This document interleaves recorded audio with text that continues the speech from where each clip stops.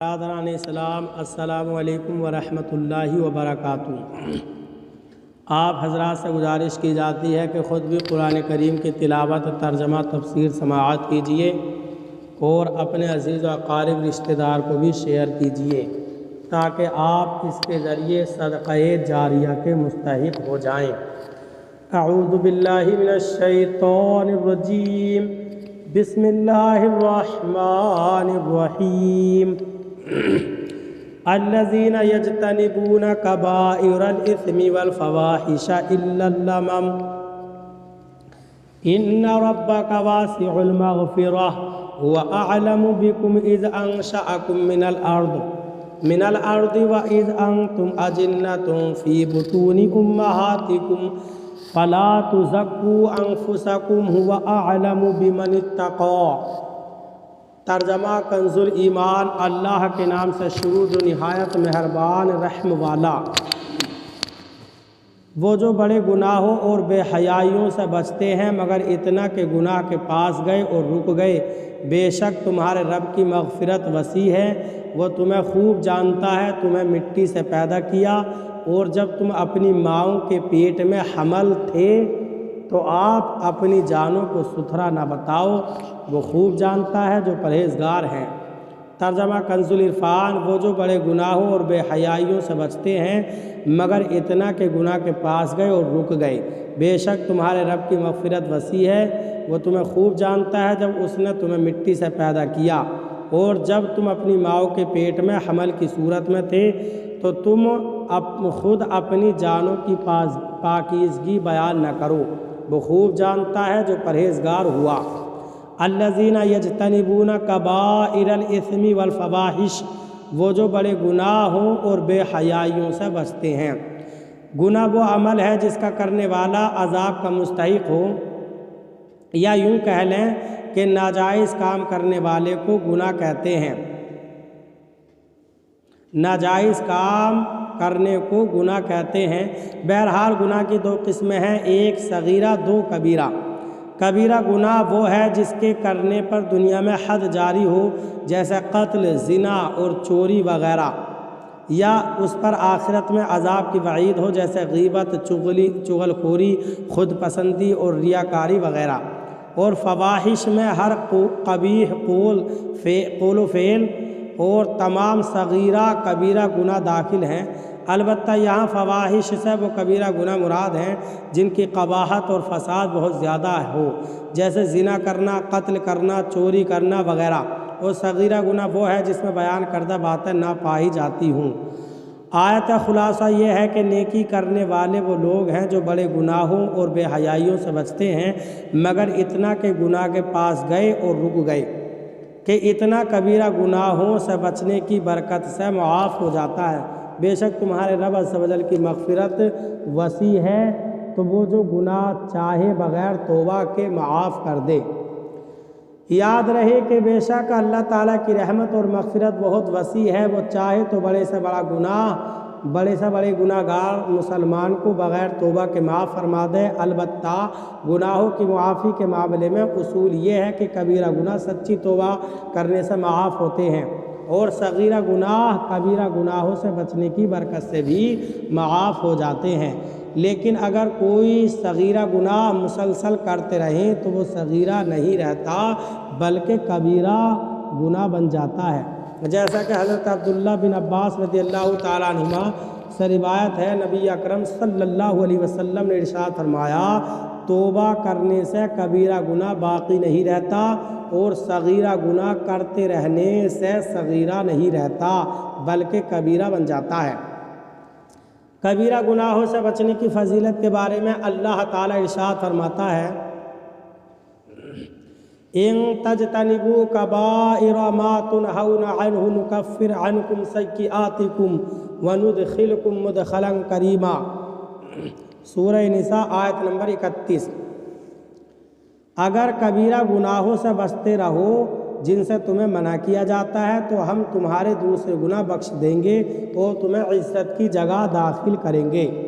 اور حضرت ابو ہریرہ رضی اللہ تعالیٰ عنہ سے روایت ہے رسول کریم صلی اللہ علیہ وسلم نے 3 مرتبہ ارشاد فرمایا اس ذات کی قسم جس کے قبضہ قدرت میں میری جان ہے، جو بندہ 5 نمازیں ادا کرتا رہتا ہے، رمضان کے روزے رکھتا ہے، زکوٰۃ ادا کرتا ہے اور 7 کبیرہ گناہوں سے بچتا ہے تو اس کے لیے جنت کے دروازے کھولے جائیں گے اور اس سے کہا جائے گا کہ سلامتی کے ساتھ داخل ہو جا۔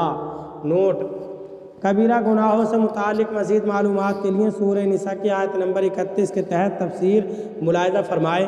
نیز اس موضوع پر علامہ ابن حجر مکی کی تالیف الزواجر عن افتراف الکبائر کا مطالعہ بھی بہت مفید ہے۔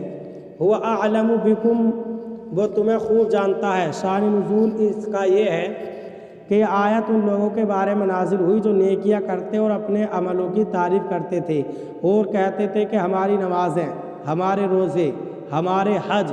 اس پر اللہ تعالیٰ نے ارشاد فرمایا کہ اے ایمان والو، تم فخریہ طور پر اپنی نیکیوں کی تعریف نہ کرو اور جس کی حقیقت کے بارے میں تم نہیں جانتے اس کے بارے میں یہ نہ کہو کہ میں اس سے بہتر ہوں، میں اس سے زیادہ پاکیزہ ہوں اور میں زیادہ متقی ہوں، کیونکہ اللہ تعالیٰ اپنے بندوں کے حالات کو خود جاننے والا ہے۔ وہ ان کی ہستی کی ابتدا سے لے کر آخری ایام تک کے جملہ احوال جانتا ہے۔ وہ ان بندوں کو خوب جانتا ہے جو پرہیزگار ہیں اور اسی کا جاننا کافی ہے، کیونکہ وہی جزا دینے والا ہے۔ لہٰذا دوسروں پر اپنے اعمال کا اظہار اور نام و نمود سے کیا فائدہ۔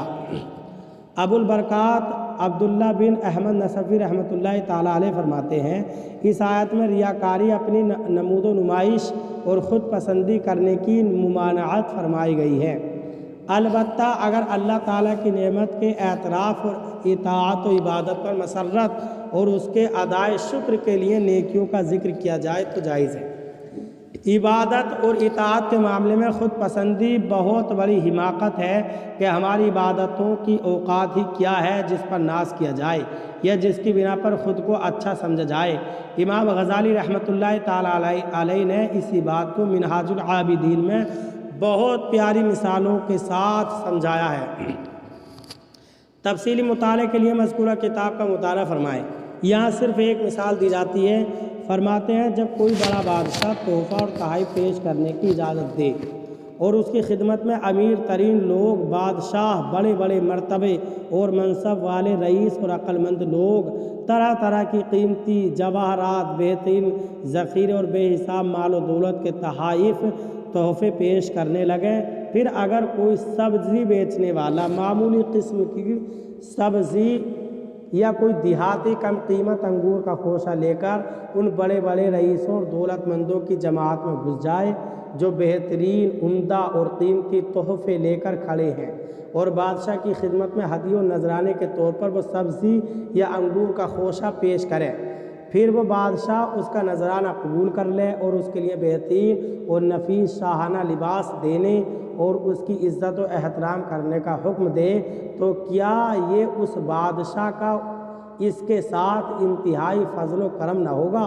اور پھر اگر یہ سبزی بیچنے والا یا دیہاتی بادشاہ پر احسان جتانے لگے اور اپنے اس ہدیے پر اترائے اور اسے بہت بڑا سمجھے اور بادشاہ کے احسان و انعام کو فراموش کر دے، تو کیا ایسے شخص کو دیوانہ، بدحواس، بے وقوف، بے ادب، گستاخ اور انتہائی جاہل گوار نہ سمجھا جائے گا اور نہ سمجھ نہیں کہا جائے گا؟